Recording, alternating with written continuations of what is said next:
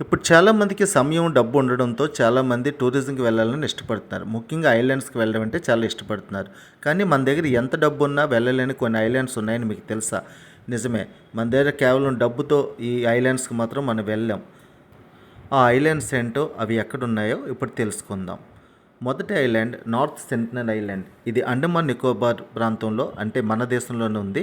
ఇక్కడ సెంటినీ అనే ఒక ట్రైబల్ వారికి ఉండే కొన్ని ఆరోగ్య సమస్యల వల్ల ఆ ప్రాంతంలోకి ఎవరిని ప్రవేశపెట్టట్లేదు. ఎందుకంటే అక్కడ కొంతమంది మనుషులు వాళ్ళని కాంటాక్ట్ చేస్తున్నప్పుడు వాళ్ళకి వివిధ రోగాలు వచ్చి చనిపోవడం జరిగింది. అందువల్ల ఆ ట్రైబ్స్ కోసం ఈ ఐలాండ్స్లో ఎవరిని ప్రవేశపెట్టట్లేదు.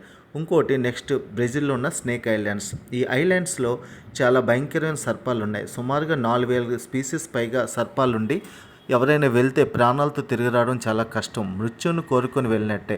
అందువల్ల ఈ స్నేక్ ఐలాండ్లో కూడా ఎవరిని టూరిస్టులని అక్కడున్న గవర్నమెంట్ అలౌ చేయట్లేదు.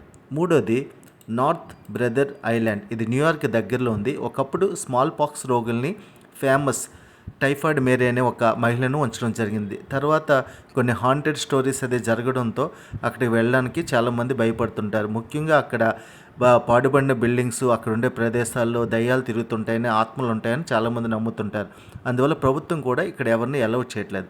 తర్వాతది పొవిల్జియా, ఇటలీలో ఉండే ఒక ఐలాండ్.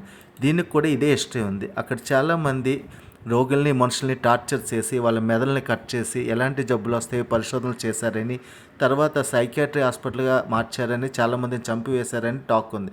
ఇప్పటికీ వాళ్ళ ఆత్మలు అక్కడ తిరుగుతుంటాయని, వెళ్ళిన ఎవరిని ప్రాణాలతో తిరిగి రానివ్వని నమ్ముతుంటారు. తర్వాతది హెడ్ ఐలాండ్. ఇది ఆస్ట్రేలియాలో ఉంది. ఇక్కడున్న స్పీసీస్, గ్లేజియర్, అక్కడుండే వాతావరణ పరిస్థితి వీటన్నిటిని అక్కడ పరిశోధించిన సైంటిస్టులు మాత్రమే ఎలా ఉంది. నార్మల్ పబ్లిక్కి అక్కడ ఎలా లేదు. అందువల్ల ఇక్కడ కూడా మనం వెళ్ళడం కష్టం. తర్వాత హవాయిలో ఉన్న నెహో ఐలాండ్. ఇక్కడ ఇది ఒక ప్రైవేట్ వ్యక్తులు కొనుక్కోవడం వల్ల అక్కడ ఉన్న కల్చర్ని, స్పీసీస్ని, అక్కడ ఉండే కొన్ని ఫుడ్స్ని వాళ్ళు కాపాడడానికి దాన్ని ఎవరికి అలౌ చేయట్లేదు. అందువల్ల ఇక్కడికి కూడా మనం ఎంతో డబ్బున్నా వెళ్ళాం. Thank you friends.